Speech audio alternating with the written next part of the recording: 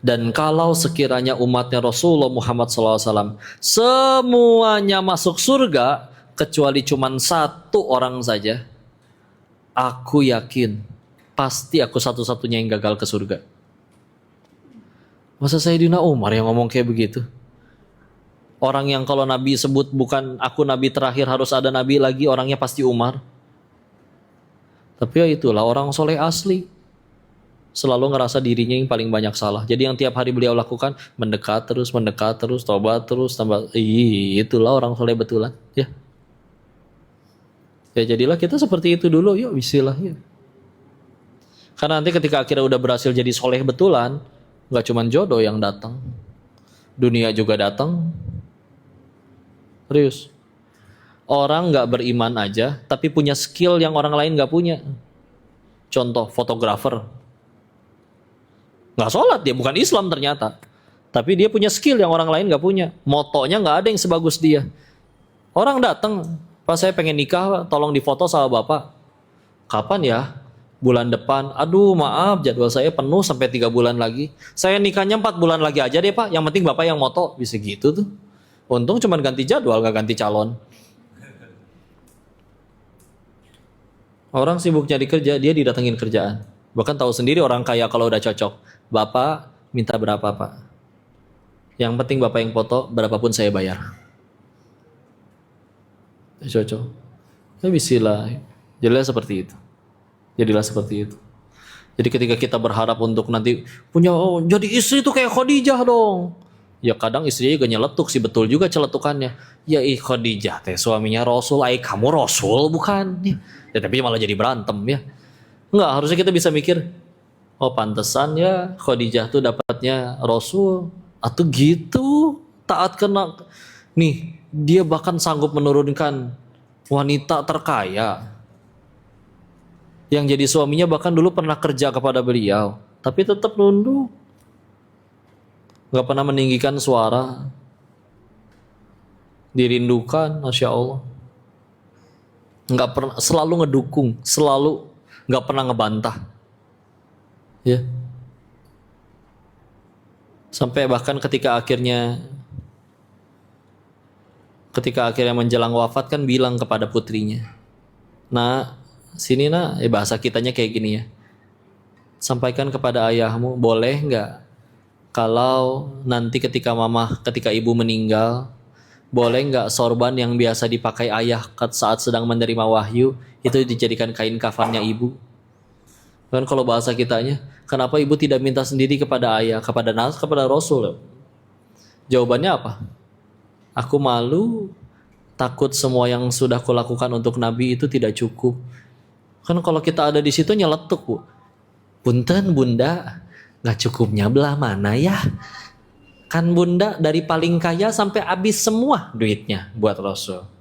Masa minta sorban second aja nggak berani sih, gitu. Iya kan? Ya itulah luar biasa ya beliau. Makanya dapatnya Rasul gitu, ya. Bahkan ketika akhirnya menjelang wafat, akhirnya berkata, wahai Rasul, kalau suatu saat kau butuh bantuanku dan aku sudah tidak ada, dan kau perlu bantuanku untuk berdakwah menyeberangi lautan sana, gali kuburanku, ambil tulang belulangku, jadikan jembatan untuk kau seberangi lautan menyebarkan dakwahnya Allah. Segitunya tuh, pantas satu dapatnya Rasul. Ya. Nah, seperti itu. Ya Allah pengennya di keluarga. Terus berarti pernikahan sukses itu yang seperti apa? Maka yuk kita lihat Quran surat 66 juz 28 ya. 66 At-Tahrim ayat ke-6. Enak ya nulisnya 66.26 kalau pengen ditulis cepat ya.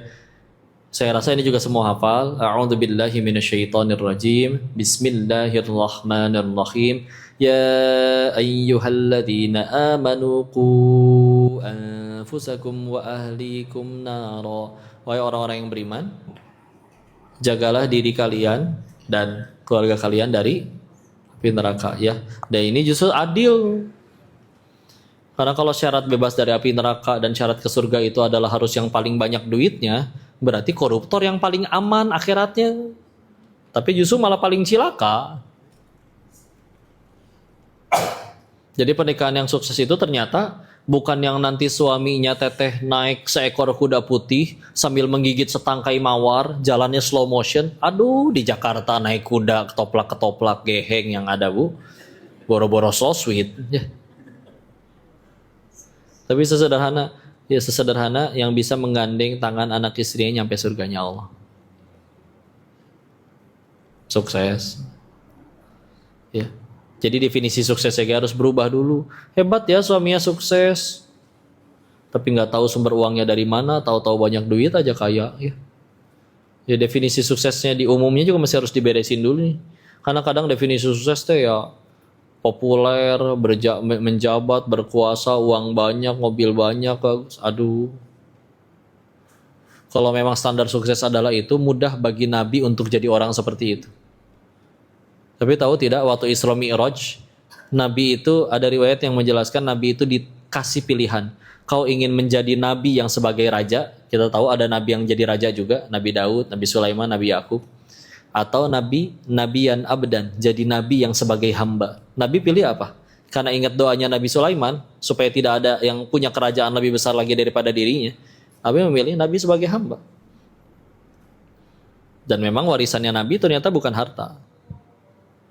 Padahal kalau dibilang kaya, Nabi kaya. 1/5 harta rampasan perang milik Allah dan Rasulnya. Tahu sendiri maharnya waktu nikahin Khadijah sebanyak apa. Tapi Nabi meninggal itu dalam keadaan baju perangnya lagi digadein ke orang Yahudi. Berarti Nabi meninggal hutang dong. Gak namanya gade. Ketika orangnya wafat, maka ya udah. Untuk supaya hutangnya lunas, barang gadeannya jadi milik si orang yang diutang. Ya gak punya utang dong berarti.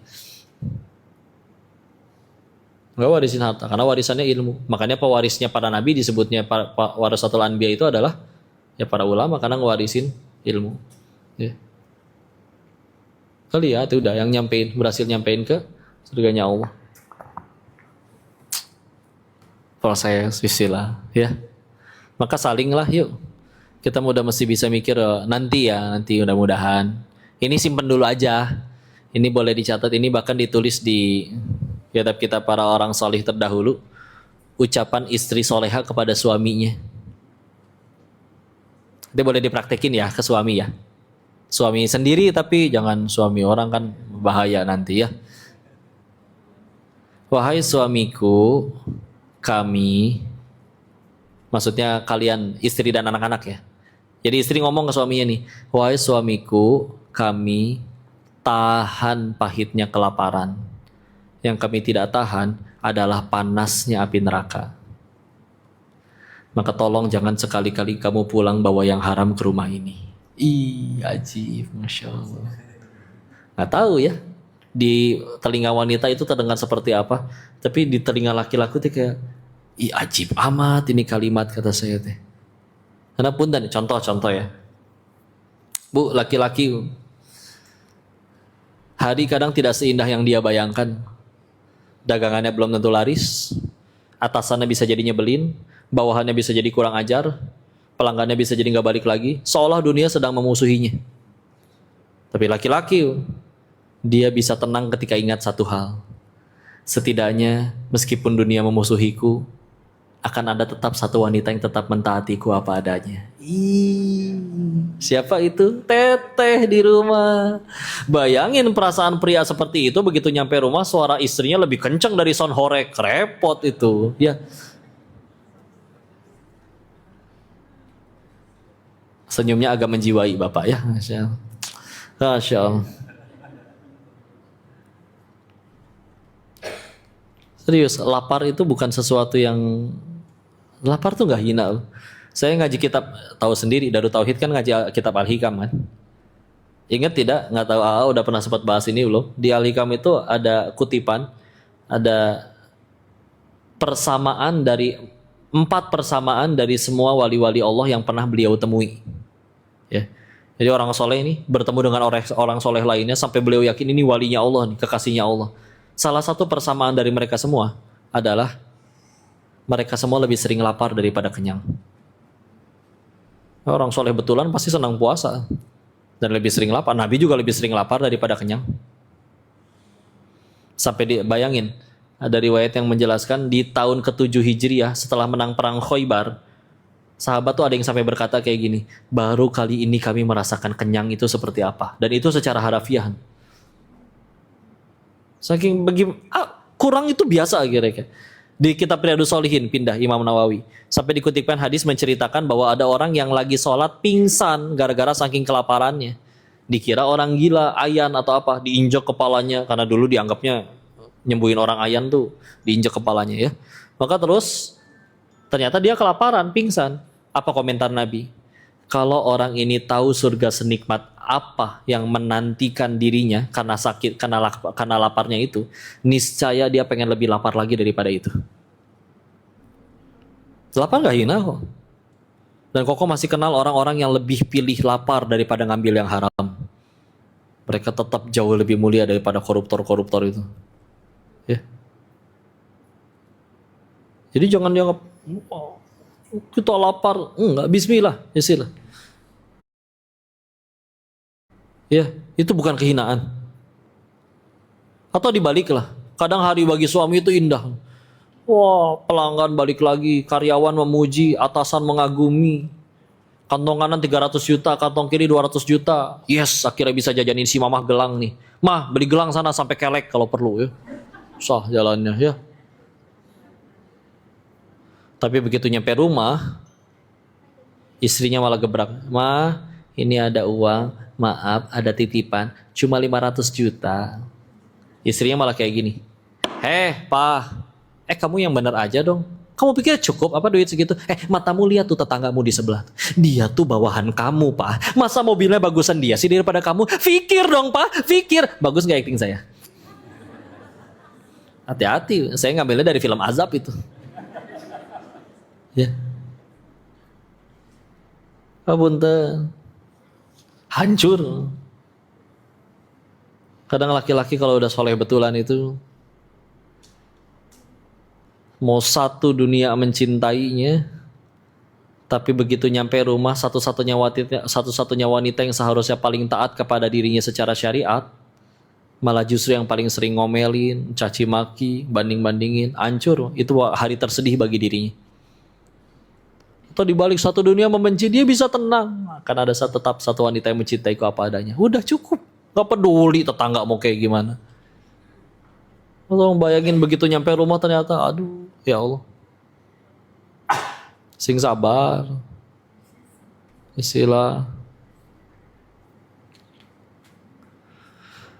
Jadi ngelihatnya kudu gimana? Yang ngelihat pasangan itu nggak cukup sekedar hak dan kewajiban.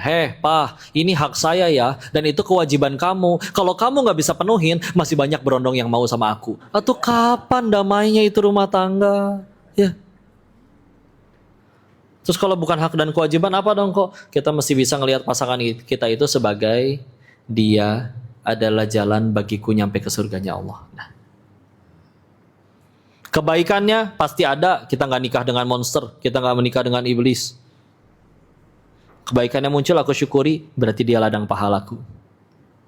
Kekurangannya pasti ada, kita nggak nikah dengan malaikat, dan ketika kekurangannya mungkin menyakiti kita, membuat kita meneteskan air mata, berarti dia sedang menjadi ladang penggugur dosaku. Berarti selagi aku bersamanya, yang ku dapat cuma 2, 1 pahala, 2 penggugur dosa. Bukankah itu 2 tiket utama ke surga? Maka kalau selagi aku bersama mau aku ngambek wae, mungkin akunya aja kali yang belum pengen ke surga. Sing kalem, ya. Kalau selalu hak dan kewajiban capek, ntar lagi duduk di teras, tahu-tahu ngelihat istri tetangga.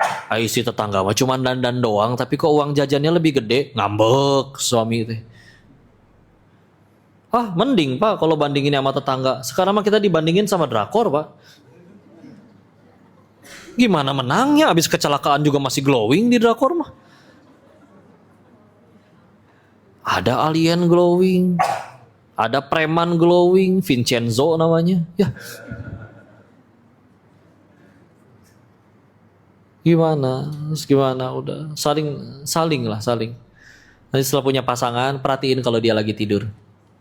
Meskipun tidurnya sambil celangap gitu ya. Ya Allah, wanita ini ya Allah, dia punya sekian banyak orang yang rela mati demi dia bahagia ya Allah. ayahnya, ibunya, adik-adiknya. Tapi atas nama syariat dia tinggalin semua orang baik itu demi dampingin aku, laki-laki yang baru dia kenal. Pasti lebih lama kenal ayahnya dong daripada kenal suaminya. Maka kalau selagi bersamaku dia hanya tersakiti terus-menerus, serius aku laki-laki yang seburuk itu. Itu baru jiwa qawamah, harga diri. Ya, serius. Ada laki-laki yang bisa nggak jadi selingkuh bukan karena nggak ada pelakor cantik, bukan.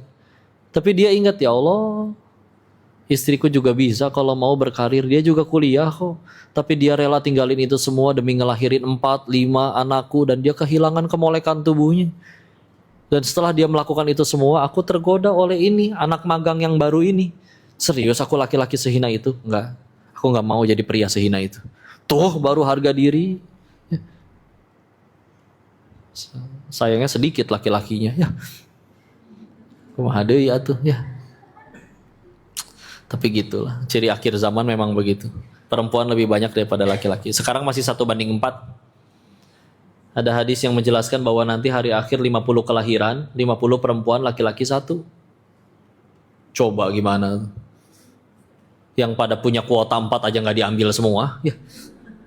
Ini gimana saat harinya nanti 1:50? Udah sama perempuannya 50, lelakinya 1.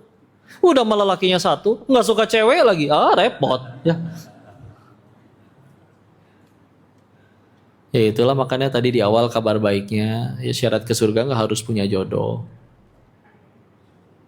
Selagi soleh betulan di hadapan pencipta jodoh, mati nyampe surga ada jodohnya pasti.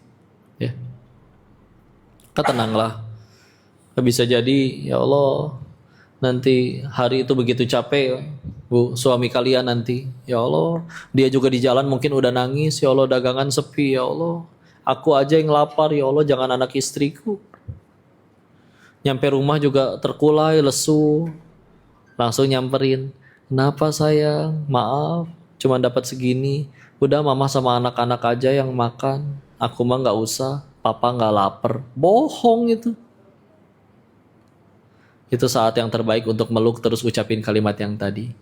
Nggak apa-apa sayang. Kalau sekedar lapar mah kami tahan. Yang kami nggak tahan itu adalah panasnya api neraka. Ini halal kan? Kalau ini halal kita syukuri sama-sama yuk. Makasih sayang udah berjuang untuk kami. Oh, itu cara menangin hati laki-laki yuk.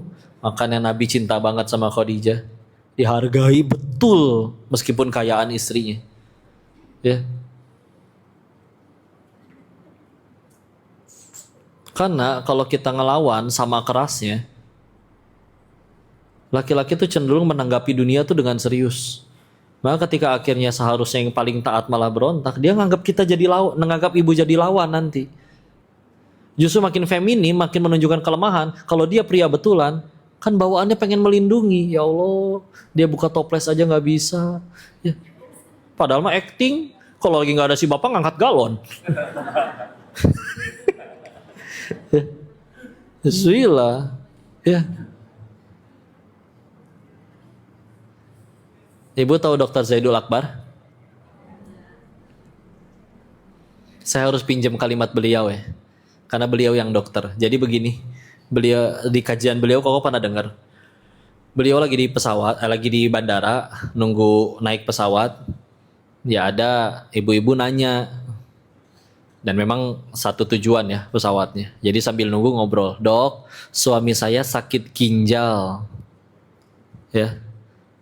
Kenapa ginjal ada 2? Karena kalau satu ganjil, ya ini nggak penting ya. Dan yang ini malah makan bapak-bapak. Ya, maka dok suami saya sakit ginjal. Ya dokter jawab, minum ini bu, makan ini bu, pola hidupnya gini bu, jangan begini bu, lain-lain ya. Semua sudah dikasih tahu dari sudut pandang medis. Istrinya jawab, semua sudah kami lakuin dok, tapi masih sakit. Maka akhirnya dokter dadulnya nanya kayak gini, Bu, karena semua udah dilakuin tapi masih sakit, saya pengen izin tanya ya, tapi ibu jangan tersinggung. Silakan dok, tanya aja. Bismillah. Datuk Zakidul Akbarnya nanya kayak begini. Ibu, bagaimana sikapnya terhadap suami? Nangis si ibunya. Iya dong, kadang saya suka marah-marah, banding-bandingin, nggak ngehargain. Saya juga tahu dia capek, cuman ya kadang saya capek, saya kelepasan. Ya, kadang mah bahasa sih, bahasa doang. Saya yakin kok namanya sayang mah pasti sayang, namanya udah hidup bertahun-tahun. Ya. Dan kadang-kadang kita bahasa tuh penting. Sebagaimana kadang wanita minta untuk ada ucapan aku sayang kamu. Kadang bagi laki-laki juga bahasa. Ini contoh ya. Suami ibu punya gula. Dia juga udah seharian nahan gak minum yang manis-manis. Tapi begitu nyampe rumah di dapur, ditemukanlah di meja ada Thai tea brown sugar boba, ya kan? Ya. Tinggal seperempat itu juga. Punya anaknya, bekas, ya. Celingak-celinguk, gak ada siapa-siapa nih. Diminum. Baru sekali seruput, ibu muncul. Minum apa itu barusan? Hah? Kamu sadar gak sih kamu tuh punya gula? Nanti kalau sakit gimana? Kan yang repot mama juga. Senang bukan nyiksa aku. Emang udah gak pengen hidup sama aku lagi? Hah? Kalau gini mah kita bisa aja. Apa sih bu? Baru juga minum. Rembetnya kemana-mana. Ya. Ganti atuh bahasanya. Saya tahu ibu sayang.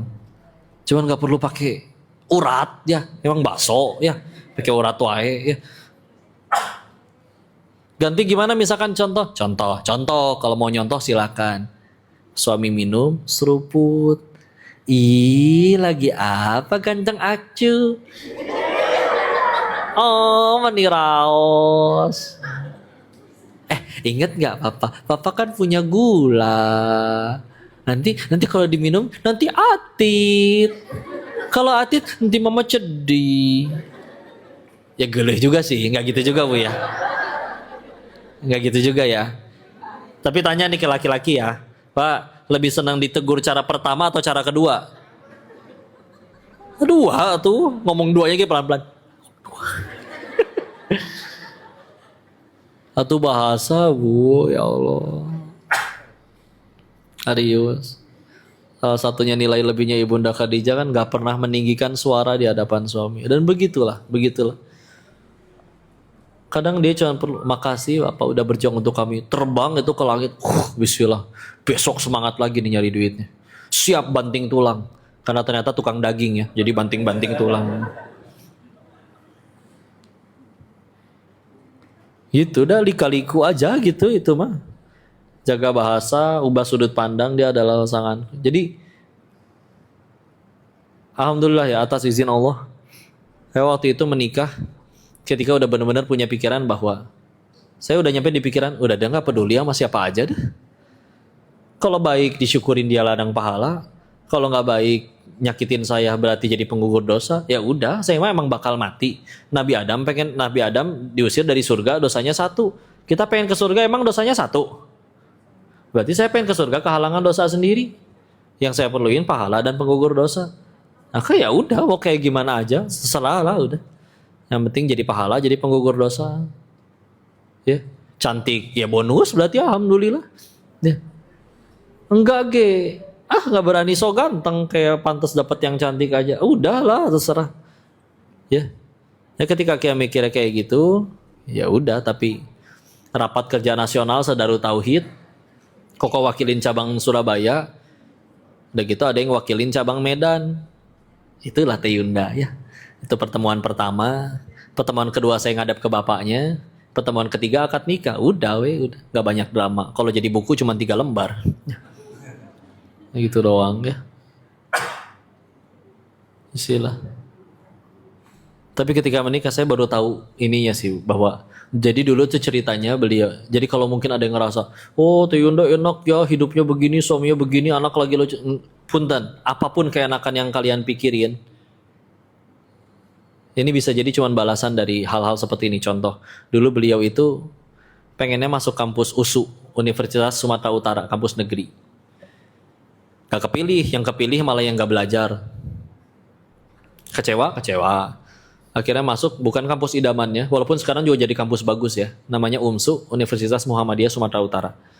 Tapi gara-gara masuk UMSU itulah akhirnya ketemu circle teman-teman yang ngaji. Sampai akhirnya mulai syar'i, mulai ngapalin Quran, mulai dididik agama, bener-bener hijrah di jalan Allah. Ya, di semester 3 atau semester 4. Atas izin Allah tetap diterusin, belajar serius, sambil dagang, sambil jualan, rintis, sampai akhirnya jadi lulusan terbaik, cum laude. Terus dia ngasih speech di hadapan ini karena jadi lulusan terbaik. Singkat cerita akhirnya langsung ditawari pekerjaan, tapi mohon maaf, dari lembaga ribawi. Langsung digaji minimal, ditawarin minimal 10 juta. Ditolak karena udah hijrah. Akhirnya milih kerjanya di mana? Di Darut Tauhid Medan. Lembaga Amil Zakat Darut Tauhid Medan. LAS DT Peduli, Darut Tauhid Peduli. Kerjaannya jadi apa? Relawan. Relawannya ngapain? Kerjaannya. Kalau ada kajian gini duduk di depan bagiin celengan. Kenceleng.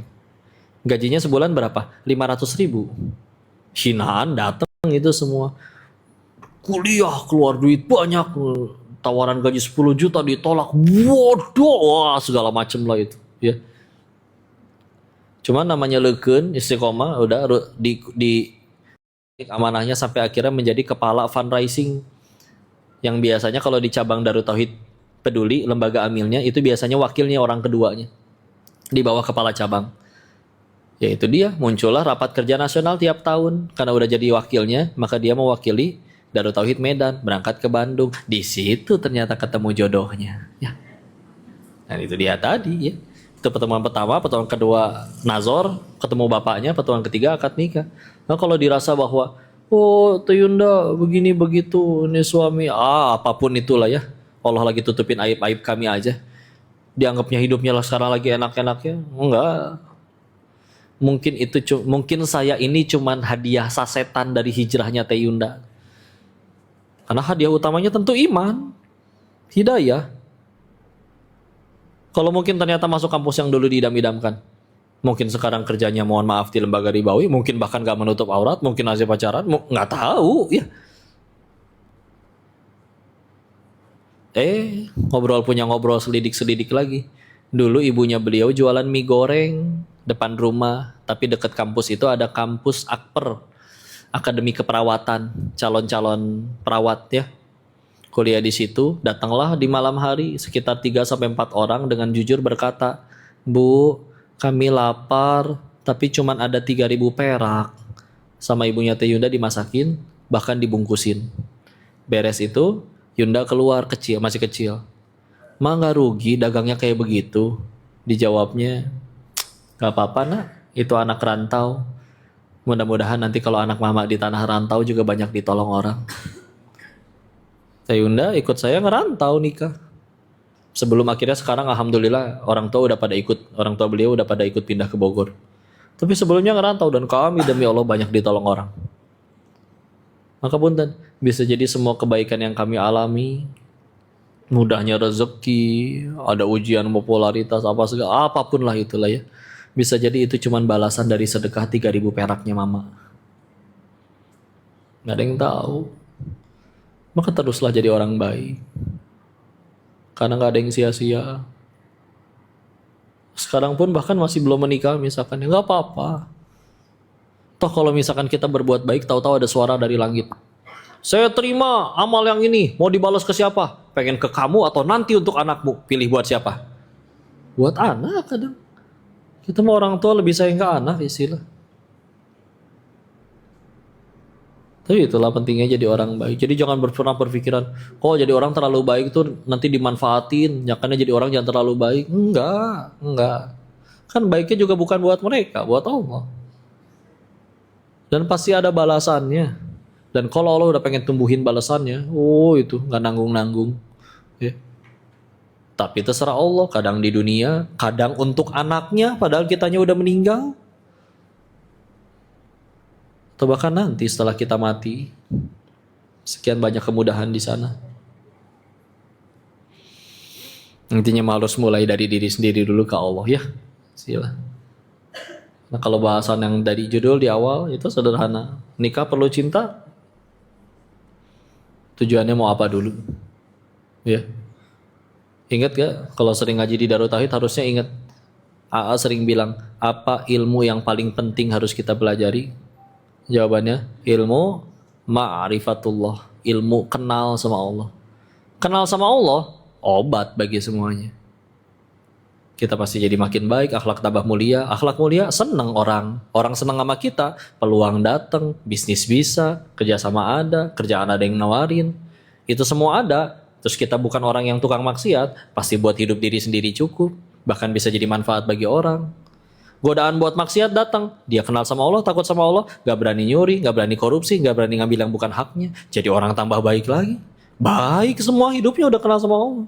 Dan karena kenal sama Allah, gak takut dengan masa depan, gak takut dengan ancaman, karena yakin ada kebaikan di balik ini semua. Tapi kalau kita mau jungkir balik berstrategi, kenal sama ini, berusaha ngedeketin pejabat yang ini segala macam dilakuin. Tapi cuma satu, dia nggak kenal sama Tuhannya, stres tetap. Harusnya orang paling bahagia koruptor dong.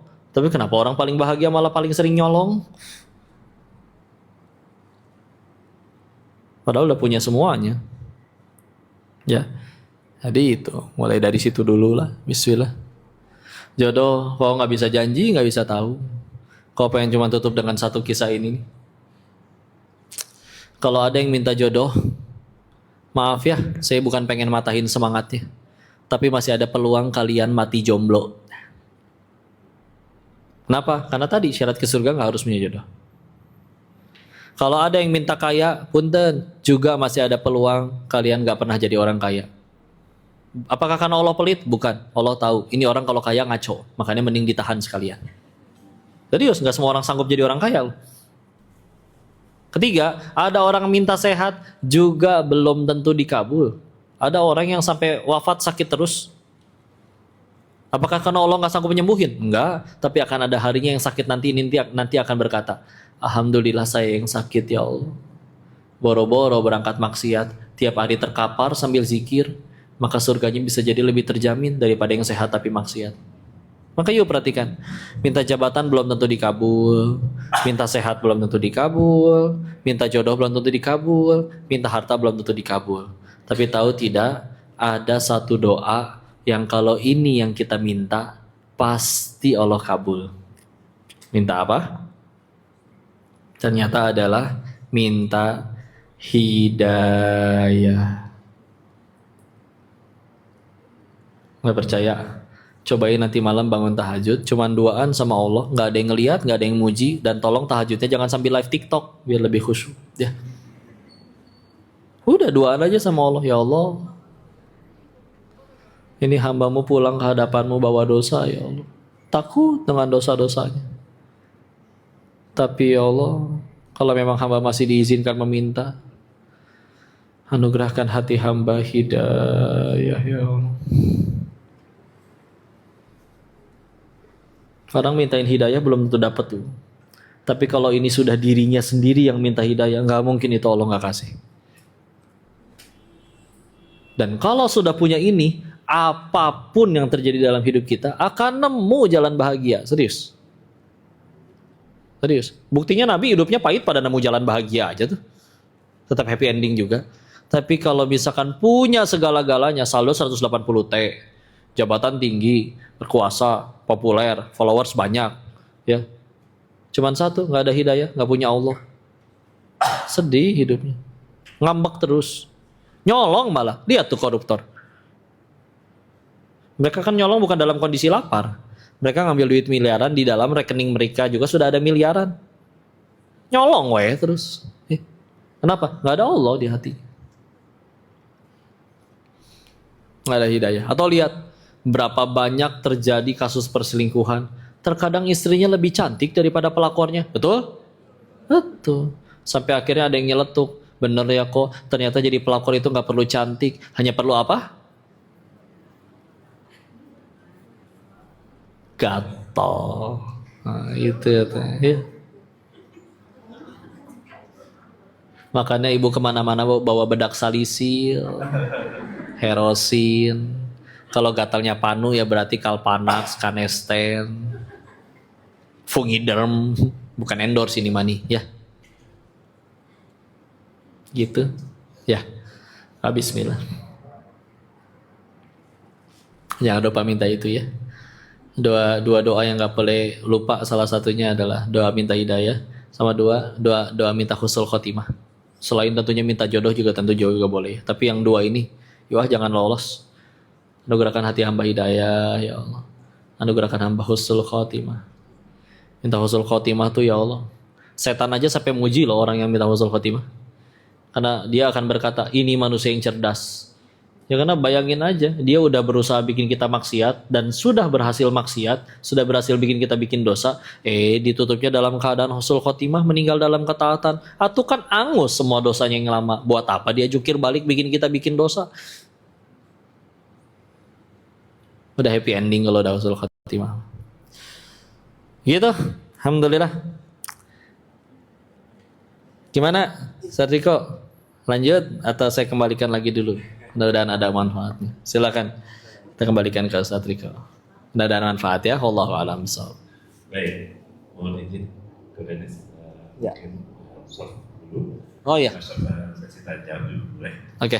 Baik, mensyukuri nikmat yang sudah kita dapatkan di kesempatan kali ini.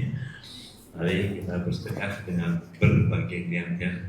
Ya, berbagai niat saat bersedekah. Waalaikumsalam warahmatullahi wabarakatuh. Suaranya jelas tadi. Usia kok lahir 1991. Berarti tahun ini sekarang 34, nanti November 35. Nanti 26 November 35.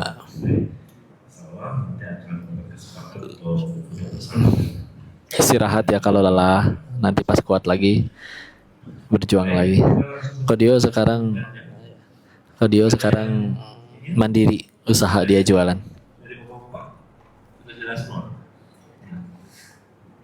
Dari Ahmad ada hadiah, insya Allah ada jatuh. Oke. Istri udah punya, udah nikah.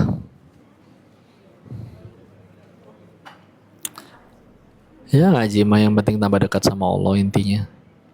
Beres ngaji tambah takwa, tambah banyak sujudnya, tambah tawadu, tambah nggak sombong, tambah nggak dengki, tambah banyak kebaikan dalam hidupnya. Anak Koko 2, kembar. Allah yang nguatin Kanisa, bukan Koko. Koko mah nggak bisa apa-apa. Kokonya sendiri juga lemah kok. Insya Allah mudah-mudahan bisa kajian di Pontianak nanti ya. Waalaikumsalam warahmatullahi wabarakatuh.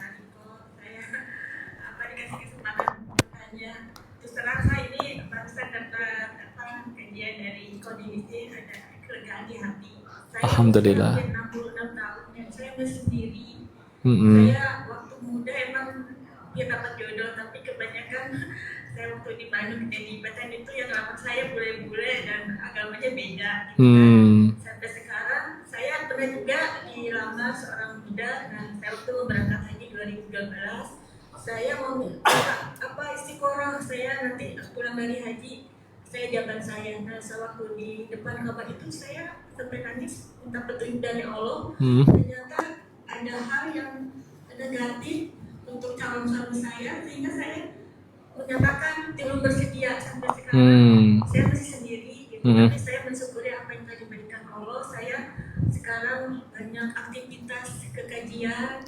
Alhamdulillah. Habis juga saya banyak bantu orang. Alhamdulillah. Saya nggak pernah terpikir karena saya kalau sampai ajal tidak ada berjodoh, karena pernah ada teman yang menyatakan kalau belum sampai nikah sampai ajal itu bukan umatnya Nabi Muhammad gitu. Saya sendiri gitu. Tapi barusan kalau Dinis bilang bahwa kita sampai aja ada yang minta berjodoh, itu aja gimana. Baik, bismillah. Saya bisa lebih positif semangat untuk hidup ini. Terima kasih. Ya. Assalamualaikum warahmatullahi wabarakatuh. Baik, waalaikumsalam warahmatullahi wabarakatuh. Jadi ketika Nabi berkata bahwa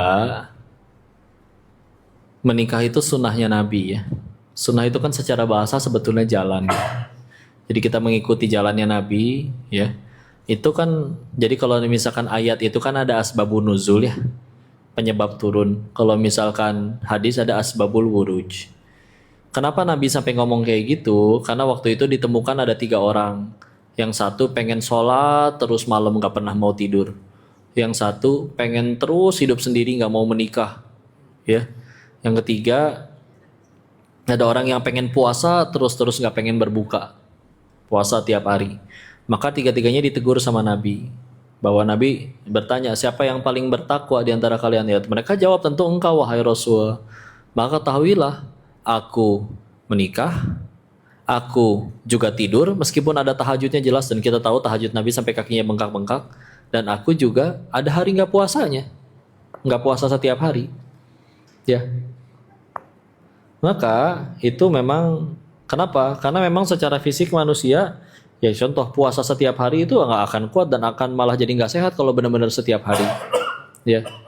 Makanya itu ditegur. Kita tuh ibadah memang menyesuaikan, karena Allah nggak akan pernah bosan dengan ibadah kita. Bisa jadi kita yang bosan, ya. Karena kayak contoh, ada pemuda namanya Abdullah bin Amr bin Al-As, anaknya Amr bin As. Nanya kepada Nabi, aku pengen puasa. Disuruhnya ya udah minimal sebulan 3 kali, yaitu puasa Ayyamul Bid. Aku masih lebih sanggup lagi, ya udah disuruh Senin Kamis, berarti sebulan 8 kali. Aku masih lebih sanggup lagi, ya udah puasa Nabi Daud, sehari puasa sehari enggak, sehari puasa sehari enggak, ya. Aku masih lebih sanggup lagi, kata Nabi, tidak ada puasa yang lebih baik dari itu. Di hadis tersebut ada penutupnya disebutkan bahwa Abdullah bin Amr bin As ketika tuanya, aku menyesal tidak mengambil ru'usah keringanan dari Rasulullah, ya. Karena sebetulnya gimana, Allah mencintai amalan yang dawam, yang istiqomah. Meskipun itu sedikit, makanya ya terus menerus. Meskipun sedikit lebih baik daripada sesekali puasa terus enggak lagi. Walaupun ya tetap aja nggak sia-sia ya ibadahnya. Nah intinya, tapi Nabi kalau sampai nyebut yang bukan dari umatku, ya, itu kan karena lagi ada kondisi negur orang yang tadi memilih untuk gak pengen menikah. Ini kan mohon maaf, bukan karena nggak mau menikah kan, mau tapi belum ketemu jodohnya. Berarti tidak termasuk di hadis itu, kecuali dengan sengaja nggak mau menikah karena menganggap pernikahan itu adalah keburukan misalkan, ya, maka ya itu baru masuk di ya bukan dari bagian dari umatku. Karena ya segitu tuh yang nggak pengen menikahnya tuh karena pengen fokus ibadah. Tapi ya itu dia, ibadah kan, nikah kan juga ibadah, dan ibadah itu kan ada yang ibadah mahdoh, ada ibadah yang ghair mahdoh. Ibadah mahdoh tuh yang ada tata cara bakunya, kayak sholat harus ngadep kiblat, menutup aurat, ada aturan rokaatnya, ada bacaannya. Itu mahdoh, ada tata cara bakunya. Ada ibadah yang ghair mahdoh. Salah satunya apa? Di dalam menikah banyak tuh, sabar ngadepin pasangan, sabar ngadepin anak. Kita nggak tahu ternyata anaknya diuji. Naudzubillah, misalkan ada yang diuji anaknya Down syndrome, tapi dia tetap sabar. Itu kan juga ibadah, itu kan juga pahala. Ya. Bahkan bisa jadi kalau suatu saat kita nyampe surga, bisa jadi bukan karena ibadah kita, tapi bisa jadi karena sabarnya kita ngadepin ujian di dunia. Ada yang sabar ngadepin suaminya, sabar ngadepin anaknya, sabar ngadepin takdirnya. Jadi bukan karena itu, karena semua dilihat innamal a'malu binniyat kan. Nah kita nggak ada niat nggak pengen nikah, pengen menyendiri seumur hidup karena bagiku pernikahan adalah keburukan, ngalang-ngalangin aku ibadah. Itu yang nggak boleh, ya. Sampai Nabi sebut bukan bagian dari umatku. Tapi kan dibuat ada ikhtiar, usaha, ya. Jadi ketika nanti misalkan nggak tahu ya, umur kita memang nggak tahu, dan wafat misalkan, tapi dalam keadaan beriman, ya masih bagian dari umat lah, jelas. Orang jelas-jelas datang ngaji, menutup aurat, ya sholat, ya berbuat kebaikan, pasti nggak mungkin tidak bagian dari umat. Jadi hati-hatilah, jangan menyalahgunakan ayat, menyalahgunakan dalil. Jadi tenang saja, ya. Karena ya itu dia maksudnya hadis tersebut itu bukan seperti itu. Toh jangan lupa, Imam Nawawi juga nggak menikah. Tapi apakah beliau bukan bagian dari umatnya? Waduh, Masya Allah, Imam Nawawi itu karyanya ya Allah. Imam Nawawi itu hidup 48 tahunan. Tapi kalau dihitung karyanya, dihitung dibagi hari, maka per hari itu menghasilkan 4 lembar tulisan baru. Sedangkan kan mustahil dari lahir orang langsung nulis. Tapi segitu produktifnya gitu beliau itu. 12 dalam sehari, matahari terbit sampai tenggelam mengikuti 12 kajian ilmu atau mengajar. Kalau malam dari matahari tenggelam sampai nanti terbit lagi, beliau menuliskan ilmu. Tidurnya kapan? Di meja. Pernah 2 tahun dalam hidupnya Imam Nawawi, punggungnya nggak pernah nyentuh kasur. Tidurnya kapan? Di meja. Kecapean nggak kuat nulis, tidur. Kebangun 1 jam 15 menit atau 30 menit, bangun nulis lagi. Ninggalin meja cuman ketika sholat, ke air, ke toilet, belajar atau mengajar. Beliau memilih tidak menikah karena fokus dengan ilmu. Ya itu juga Allah lihat itu niatnya dan terbukti. Sudah wafat 8 abad yang lalu, kitabnya sampai hari ini masih dibahas. Arba'in Nawawi, Riyadus Shalihin, ya. Apakah bukan bagian dari umatnya? Ya nggak begitu maksudnya, ya. Nggak begitu maksudnya. Jadi pasti masih bagian dari umatnya, termasuk ibu. Bismillah, insya Allah. Ya, wallahu a'lam bishawab. Lanjut. Baik, ada lagi? Silakan. Beneran ini? Ada. Oh ya, ya. Di Cimahpar dekat Sentul Bogornya. Waalaikumsalam warahmatullahi wabarakatuh. Sebelumnya Ustaz terima kasih banyak atas ilmunya. Alhamdulillah. Dari sharing Ustaz, ada satu yang saya dapat poin terkait dengan menyatukan visi dan misi rumah tangga. Nggih. Dari literasi yang pernah saya baca, katanya 0 sampai 5 tahun pernikahan itu adalah waktu-waktu fase yang krusial di mana suami dan istri ini adaptasi dengan dua karakter yang berbeda. Ya. Tentunya bukan hal yang mudah untuk menyatukan visi dan misi rumah tangga ini. Gimana sih tipsnya dan caranya Ustadz dengan Teh Yunda supaya bisa satu visi dan misinya bagus dan juga sakinah mawaddah warahmah. Sekian aja. Terima kasih. Wassalamualaikum warahmatullahi wabarakatuh. Waalaikumsalam warahmatullahi wabarakatuh. Jadi kalau saya sama Teh Yunda teh dari sebelum nikah qadarullah, pengalaman hidup dan kejadian hidup masing-masing sudah membuat kami memutuskan untuk pengen punya visi misinya itu. Ya. Makanya tadi kan ketika ya sakinah mawaddah warahmah semua pengen ya. Tapi ketika akhirnya bicara tentang dakwah, saya pengen dakwah didampingin istri. Istri juga pengen ada suami yang yang juga berdakwah bersama dirinya. Match gitu isinya. Klop. Dan saya nyari yang nurut, Teh Yunda di nulisnya juga cuman pengen nurut sama suami. Klop lagi gitu. Ketika kita udah menjadikan itu patokan saat milih dan dia jujur dengan itu, ya. Maka nanti ketika akhirnya jalanin, iya masalah akan tetap pasti ada. Tapi ketika akhirnya masalah itu ada, ya memang kita duduk ngobrol bareng berduaan dan kembalikan ke visi misi itu. Kita dari awal pengen apa, ya. Jadi beliau hafal banget isi CV ta'aruf saya juga hafal jadinya isi ta'aruf beliaunya, isi CV ta'aruf beliaunya. Dan itu yang sama-sama dijadikan pegangan. Dan nulisnya tuh benar-benar apa ya? Saya udah berkomitmen apapun yang udah saya tulis di situ seperti kayak ibadah yaumiyahnya, ibadah hariannya, maka itu adalah sesuatu yang akan saya lakuin sampai mati gitu. Jadi nggak pengen muluk-muluk gitu. Oh sehari baca Qurannya misalkan 1 Quran, nah itu muluk-muluk kan. Jadi ketika udah ditulisnya begitu maka bagi saya itu udah ya jadi komitmen kan untuk dilakukan sampai mati, ya. Dan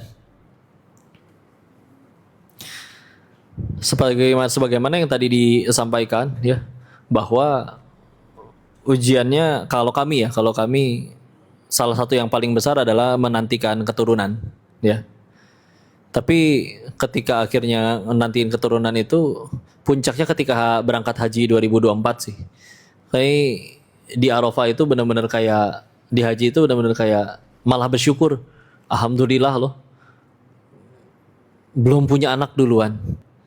Karena akhirnya dipertemukan dengan pasangan-pasangan yang mohon maaf dapat anaknya cepat dalam kondisi mereka juga ta'aruf, benar-benar lagi fase kenalan, berkali-kali kaget dengan misalkan karakter asli dan kebiasaan-kebiasaannya, sambil ekonomi belum stabil, tahu-tahu punya anak.